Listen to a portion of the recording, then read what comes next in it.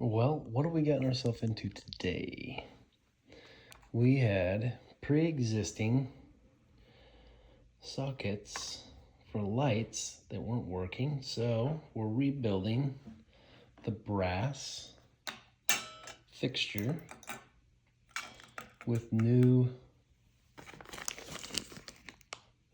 living tin sockets. So they'll be functionable and they'll work. So we'll do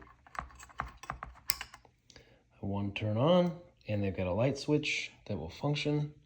I turn it on, I turn it off. How to do it? Take your time.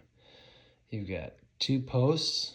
So this is a two post or two pole.